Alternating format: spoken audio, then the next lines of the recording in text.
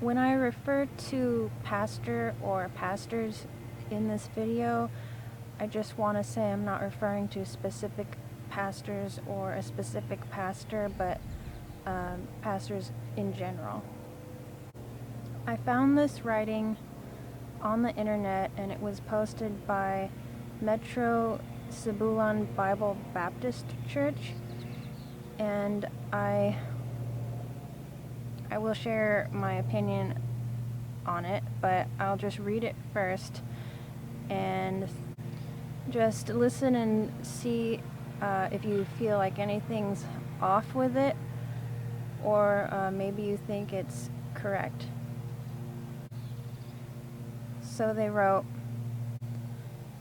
"Never ridicule a pastor, because if you do, you may enter into trouble. If you can't respect the man, respect the office he holds in God. Remember who he is and what he carry. Respect him." And by the way, I will just read it as it was written with its grammar errors. It says, "Learn from David. Upon all Saul did to him, he said, 'Who am I to touch the anointed of the Lord?'" Pastors are not just ordinary people. They are a gift from God. So learn to treat the gift of God very well, so that you will be blessed. Obey them that have the rule over you, and submit yourselves, for they watch for your souls as they that must give account, that they may do it with joy and not with grief, for that is unprofitable for you. And then they have a list of 5 hashtags at the end of that, and it says, hashtag pray for your pastor, defend your pastor, honor your pastor, protect your pastor, speak good of your pastor. So that's what they had to say, and I will sort of break it down and give you my thoughts on it. So the first line is, "Never ridicule a pastor, because if you do, you may enter into trouble." I already dislike this because to me it is using fear of what may happen to you if you were to ridicule a pastor.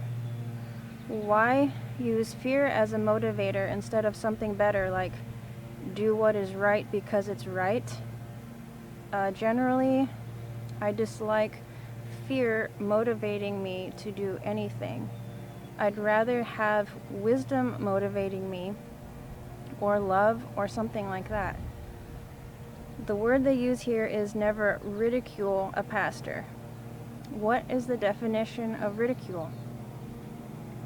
It is a noun, and it means words or actions intended to make people laugh scornfully at a person or thing. When used as a verb, like if you said ridiculing, it means to make fun of. Some synonyms of ridicule are deride, mock, and taunt. I'm unsure of when it would be appropriate to ridicule anybody, not just a pastor. The next line is, "If you can't respect the man, respect the office he holds in God. Remember who he is and what he carry. Respect him." It says, if you can't respect the man, why shouldn't I be able to respect the man? It seems to me a person who is a pastor should be respectable. I found some verses from 1 Timothy chapter 3, verses 1 through 13, and it says, "This is a trustworthy saying. If someone aspires to be a church leader, he desires an honorable position. So a church leader must be a man whose life is above reproach. He must be faithful to his wife. He must exercise self-control, live wisely, and have a good reputation. He must enjoy having guests in his home, and he must be able to teach. He must not be a heavy drinker or be violent. He must be gentle, not quarrelsome, and not love money. He must manage his own family well, having children who respect and obey him. For if a man cannot manage his own household, how can he take care of God's church? A church leader must not be a new believer, because he might become proud, and the devil would cause him to fall. Also, people outside the church must speak well of him so that he will not be disgraced and fall into the devil's trap. In the same way, deacons must be well respected and have integrity. They must not be heavy drinkers or dishonest with money. They must be committed to the mystery of the faith now revealed and must live with a clear conscience. Before they are appointed as deacons, let them be closely examined. If they pass the test, then let them serve as deacons. In the same way, their wives must be respected and must not slander others. They must exercise self-control and be faithful in everything they do. A deacon must be faithful to his wife, and he must manage his children and household well. Those who do well as deacons will be rewarded with respect from others and will have increased confidence in their faith in Christ Jesus. And some other verses from Titus chapter 1, verses 6 through 9. And it says, "An elder must be blameless, the husband of but one wife, having children who are believers and who are not open to accusation of indiscretion or insubordination. As God's steward, an overseer must be above reproach, not self-absorbed, not quick-tempered, not given to drunkenness, not violent, not greedy for money. Instead, he must be hospitable, a lover of good, self-controlled, upright, holy, and disciplined. He must hold firmly to the faithful word as it was taught, so that he can encourage others by sound teaching and refute those who contradict it." So, if a pastor or a church leader are those things, I don't see how it would be difficult to respect them as a man. That second line also said, "Respect the office he holds in God. Remember who he is and what he carries. Respect him." I can agree with respecting the office of a pastor or church leader. I hope the pastor respects the office he holds too. Interesting to me that the letter H is capitalized twice in that line. There were several typos throughout their writing, but it is interesting that the H's are accidentally capitalized here, because usually that is reserved for God. I think some people act like their pastor is a god. It goes on to say, "Learn from David, upon all Saul did to him, he said, 'Who am I to touch the anointed of the Lord?'" As far as I know, David was referring to not killing Saul, and he felt bad for cutting off the corner of Saul's robe. David did not attack Saul because Saul was chosen by God to be king. I think we can learn from David in this situation. Personally, I have not had any desire to attack a pastor, but I think I get what they are trying to say here, which they already said before, and that is to respect the office a pastor holds in God. Interestingly, it was Saul who was after David's life. Moving on, it says, "Pastors are not just ordinary people. They are gift from God. So learn to treat the gift of God very well so that you will be blessed." To me, this is the worst part of it. Pastors are not just ordinary people. I disagree, and I hope pastors themselves would be the first to admit it. The first to admit they are ordinary people. I think a lot of trouble can come from believing that pastors are not just ordinary people. Trouble such as pride and favoritism. It says they are a gift from God, so learn to treat the gift of God very well so that you will be blessed. I really hate this angle of do this so that you will benefit from it. Like, treat someone very well so that you will be blessed. If that is your only motivation for treating someone well so that you will be blessed, I think that is pretty selfish. I'm going to go a little off script here, and I was just thinking about how Saul was specifically chosen by God, and how they're referring to pastors being a gift from God, and it just makes me kind of wonder,